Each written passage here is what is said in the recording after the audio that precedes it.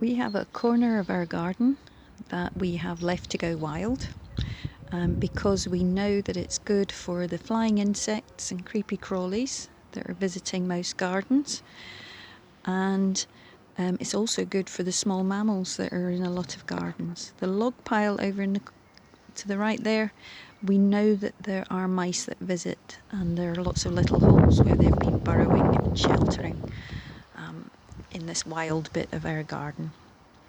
It's visited by butterflies. We had quite a few here earlier on in the day. It's visited by bumblebees. You might be able to see and hear them at the moment. And they come because of the flowers. We've got lots of dandelions that I don't normally like in the rest of my garden, but I'm quite happy to see them here because I know how good they are for the flying insects and the pollinators and the nectar and the pollen that they provide. We've also got the blue forget-me-nots, and we've got the pink flowers over there called red campion. So saying it's wild, but I have been looking after it. I've added plants that I know would benefit the wildlife. So you can see we've got the beginnings of quite a lot of foxgloves, and some feverfew, that sort of feathery looking plant there, comes up with lovely white flowers that the insects like. And I've scraped back some of the grass so that I can add some more seeds, wildflower seeds, later on today. So I feel very lucky to have such a big space in my garden that I can allow to go wild. But we don't always have that much space.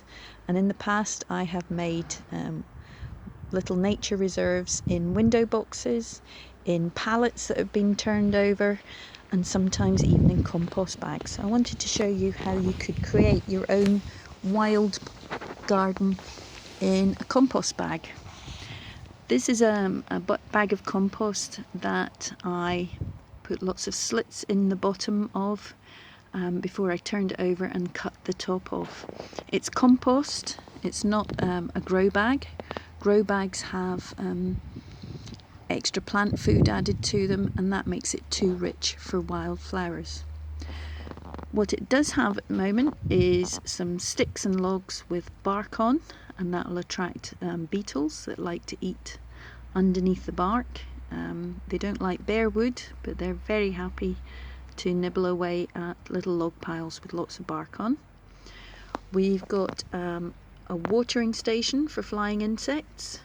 My friend painted and drew with marker pens on some stones, some flowers. I can see a love heart, a nice swirly design, ladybirds, and I believe she's made butterfly and bee stones for me as well.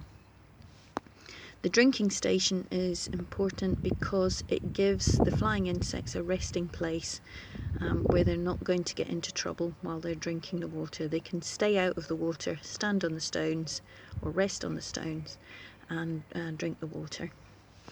I've also added some stones and rocks. There are lots of different sizes. The stones and rocks are really good for creatures like slaters, and earlier on there were slaters hiding underneath, and of course when I turned over the stone they all scuttled off to find somewhere dark and damp to stay safe until I'd gone away.